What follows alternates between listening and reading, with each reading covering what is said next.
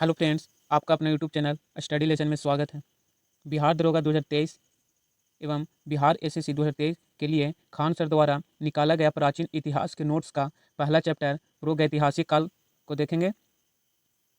इसमें नवपाषाण काल, ताम्रपाषाण काल, पुरापाषाण काल एवं मध्यपाषाण काल चैप्टर को पढ़ेंगे। चैनल पर नए हैं वो चैनल को सब्सक्राइब कर लें।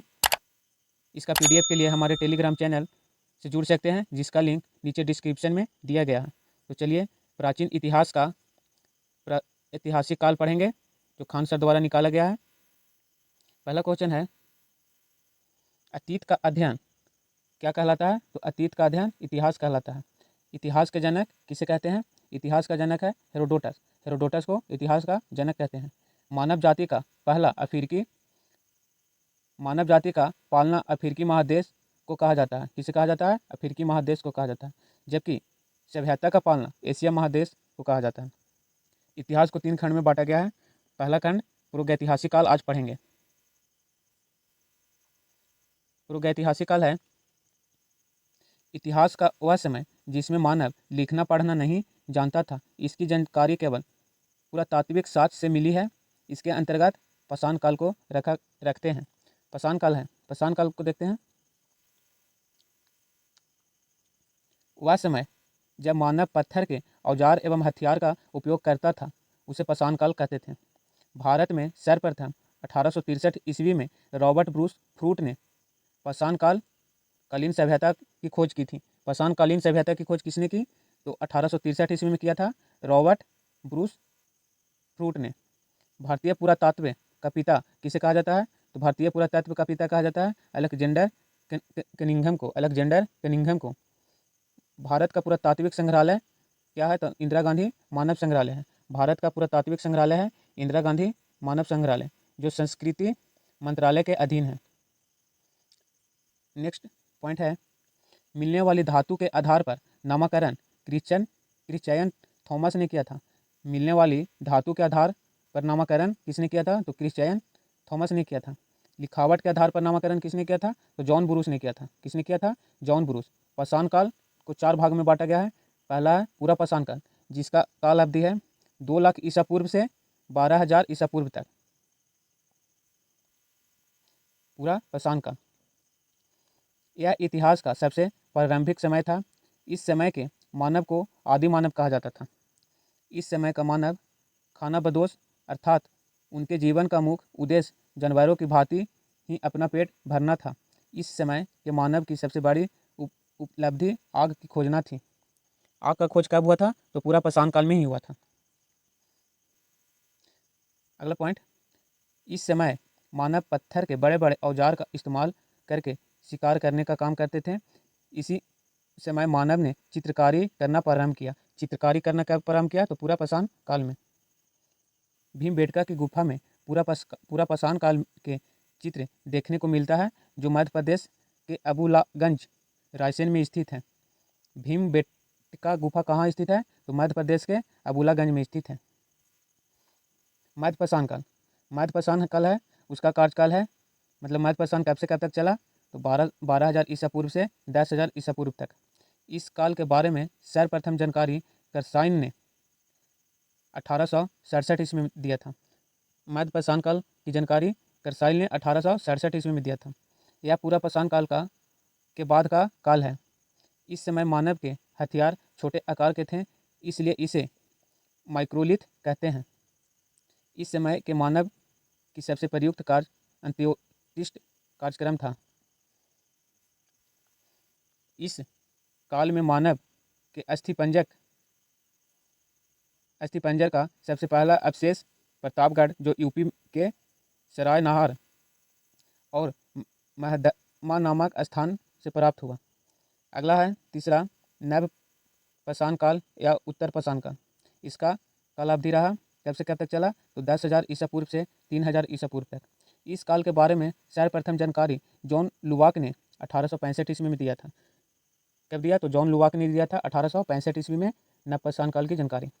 इस काल में मानव ने अस्थायी आवास बना लिया था, साथ ही कृषि तथा पशुपालन करना भी प्रारंभ कर दिया था। मानव ने इस काल में पहिया तथा मनका जिसे घड़ा कहते हैं उसकी खोज की। पहिए और मनका की खोज किस काल में हुआ? तो नवपाषाण काल या उत्तर पाषाण काल में। कर्नाटक के कैमूर के पास संगनकल्लू नामक नवपाषाणकालीन पुरा स्थल से राख के टीला प्राप्त हुआ है। पशुपालन का साक्ष्य भारत के आदमगढ़ MP और बगौर राजस्थान से प्राप्त हुआ है। कुछ नोट्स में दिए गए हैं। मेहरगढ़ यह पाकिस्तान के बलूचिस्तान में स्थित है। यहाँ से सर्वप्रथम 7000 ईसा पूर्व सुलेमान और तीर्थक पहाड़ी के बीच कृषि के साथ जौ और गेहूँ मिलती थी। बुर्जहोम यह कश्मीर में अवस्थित है।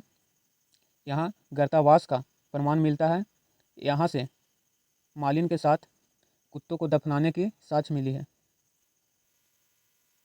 अगला है गुफकराल, यहाँ से मृद भांड का पहला प्रमाण पत्र मिला है।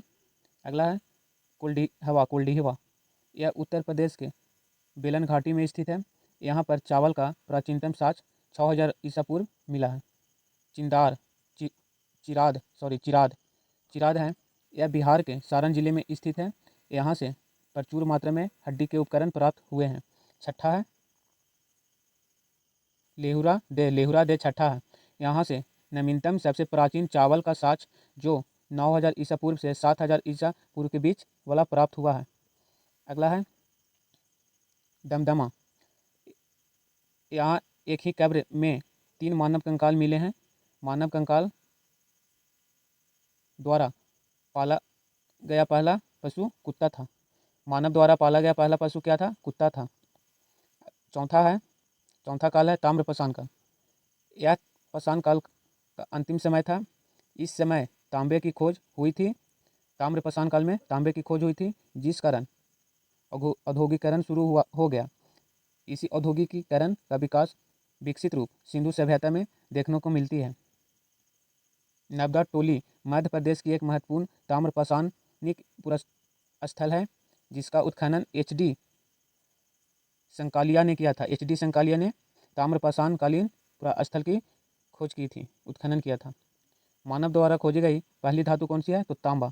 यह बहुत ज़्यादा एग्जाम में आने वाला प्रश्न है। मानव द्वारा खोजी जाने वाली पहली धातु तांबा है। अब देखते हैं 1 लाइनर क्वेश्चन। इतिहास का जनक किसे कहा जाता है? तो इतिहास का जनक हेरोडोटस को कहा जाता है। इतिहास का जनक किसे कहा जाता है? हेरोडोटस को कहा जाता है। भारतीय पुरातत्व का पिता किसे कहा जाता है? तो अलेक्जेंडर कनिंघम को कहा जाता है। मानव द्वारा पाला गया प्रथम जानवर कौन सा था? कुत्ता। किस काल को माइक्रोलिथ कहा जाता है? तो मध्यपाषाण काल को माइक्रोलिथ कहा जाता है।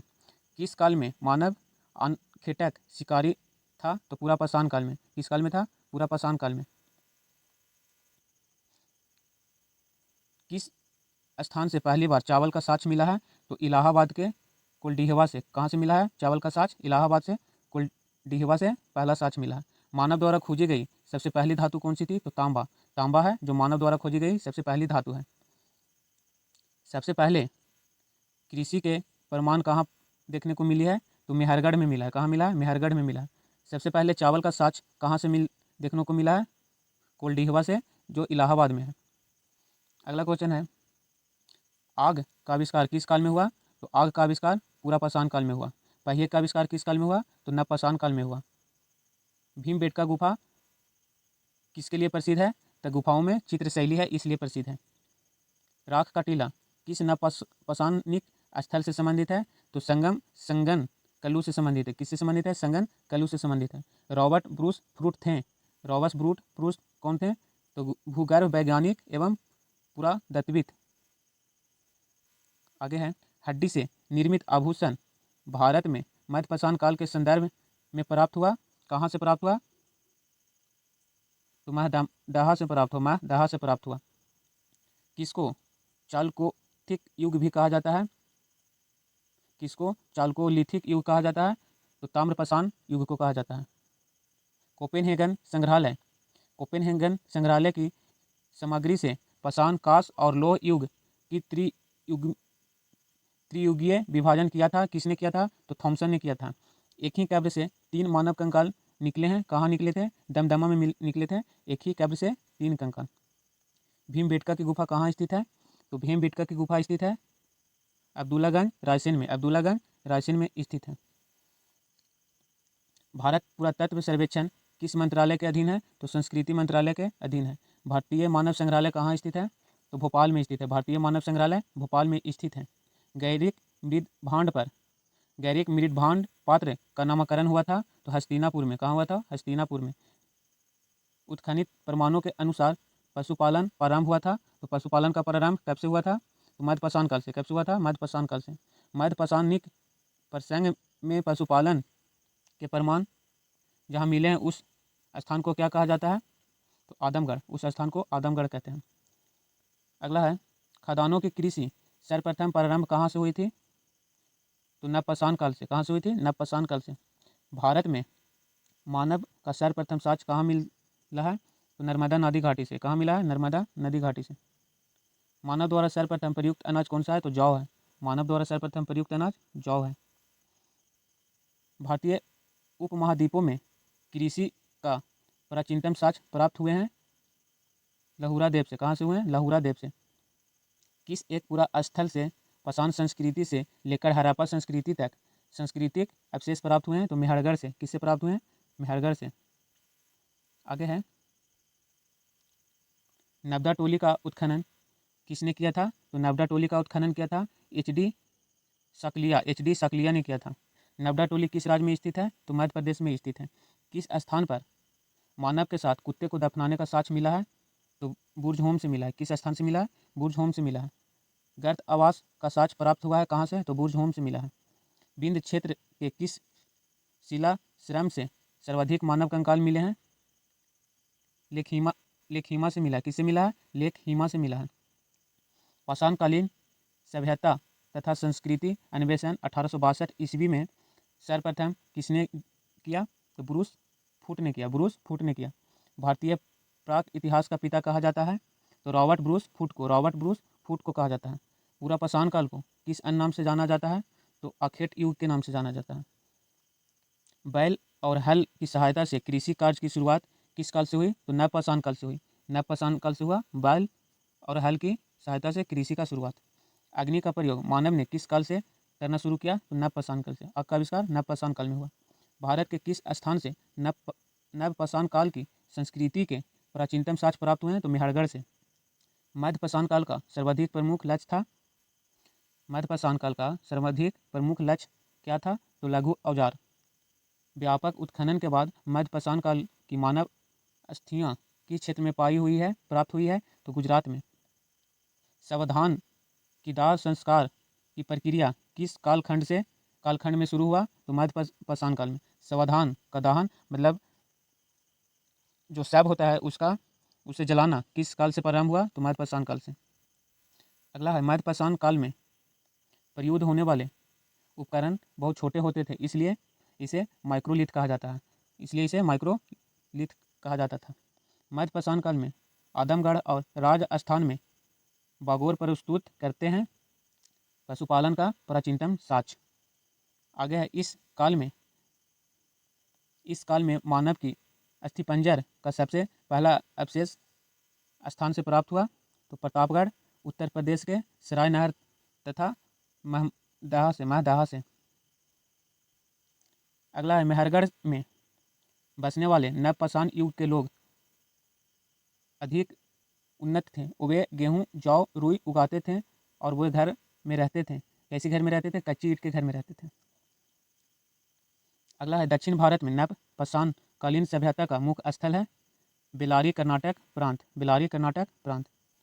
अगला है विंध्य क्षेत्र का वह शिलाश्रय जहाँ से सर्वाधिक मानव कंकाल प्राप्त हुए हैं तो कहाँ से हुए हैं? लेखहिया से हुआ है। कहाँ से हुआ है? लेखहिया से। भारतीय पुरातत्व सर्वेक्षण का प्रथम महानिर्देशक थे तो जॉन मार्शल।